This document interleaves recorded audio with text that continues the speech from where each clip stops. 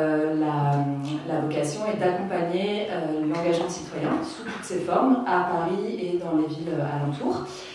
L'idée, c'est que toute personne qui toque à notre porte peut être accompagnée dans son envie de s'engager. Une forme d'écologie qui nous a particulièrement intéressés, c'est l'écologie ordinaire, donc des initiatives qui visent à transformer le quotidien, nos modes de vie quotidiens, par des actions très concrètes qui touchent à nos modes d'habiter, nos modes de déplacement, notre façon de se loger, de se nourrir, et qui passent par la transformation concrète de notre cadre de vie. Du coup, ce colloque, en fait, il s'inscrit dans le cadre de la conclusion d'une recherche-action qui a débuté en mars 2023 et dont l'enjeu était d'étudier le rôle des dispositifs d'accompagnement des initiatives, disons, d'écologie ordinaire dans le renforcement des solidarités de proximité. La question qu'on pourrait se poser, c'est pourquoi ces pratiques de jardinage sont-elles spécifiquement intéressantes pour transformer le territoire, pour initier des dynamiques d'engagement qu'on ne voit pas, par exemple, autour du climat. Moi, je dirais que petit à petit, les gens se délaissent du jardinage. Au début, pendant plusieurs années, les familles ou les individus pouvaient avoir des parcelles individuelles. C'est plus le cas depuis qu'on s'est sédentarisé. Ce qu'on constate, c'est que c'est quand même principalement du lien social, de l'animation du quartier qui vient marcher. Et je pense effectivement que le fait que nous, on a une position justement où on veut éviter que les associations viennent proposer des parcelles individuelles qui vont plutôt aller vers du jardinage ouvrier, ça refroidit pas mal d'habitants et d'habitantes qui en fait recherchent à produire leurs légumes et finalement c'est pas ce que nous on propose, mais on propose du jardinage.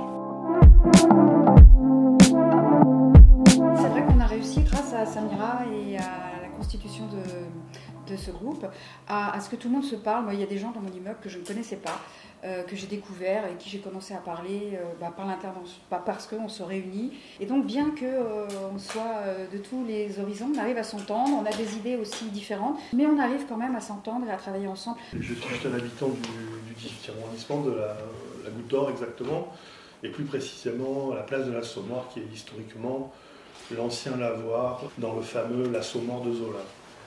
Donc c'est un lieu historique qui a été plus ou moins remanié par un urbaniste des années 90 et qui n'avait pas conscience que ce genre de configuration urbanistique dans un tel endroit allait susciter que des problèmes et pas de choses positives. On a mené une recherche en Île-de-France, essentiellement. On a essayé de comprendre à partir de 10 terrains de recherche ce qu'était la jeunesse des quartiers populaires. Et ce qu'on a pu mettre en évidence, c'est que l'expérience de ces jeunes de quartier, elle était marquée par les inégalités, les discriminations, la stigmatisation. Les jeunes s'organisent beaucoup, sauf que le problème, tu l'as dit, hein, c'est le problème des codes, c'est le problème des normes. On ne s'autorise pas à, parce qu'on je pense que c'est un manque de légitimité quelque part. Hein. En fait, nous, on perçoit vraiment que nos actions, elles sont toujours...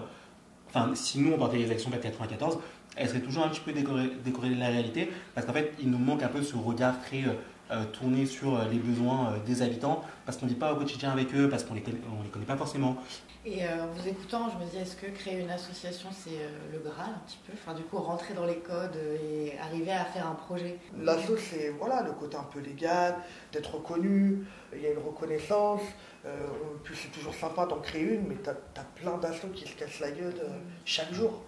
Je vois quand même des gens qui créent des associations dans une logique un peu d'entrepreneuriat, en se disant ça va être ma petite entreprise, je vais me salarier, etc.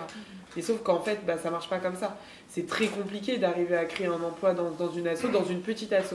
Jusqu'où on va dans l'accompagnement? Est-ce que nous, on a aussi des valeurs, on a aussi des choses qu'on défend? Est-ce qu'on les met aussi en avant dans le cadre de cet accompagnement? Ou est-ce qu'on laisse le collectif ou la personne complètement libre et comment on oriente? J'avais envie de commencer avec deux mots qui me semblaient importants, qui est générosité et relation. La générosité parce que tous les témoignages qui ont été apportés sur les différentes tables rondes ont vraiment alimenté notre réflexion, en tous les cas l'alimentent sur le projet que l'on mène au quotidien. Et la relation parce que c'est quelque chose qui est transversal à tout ce qui a été abordé dans les différentes tables rondes.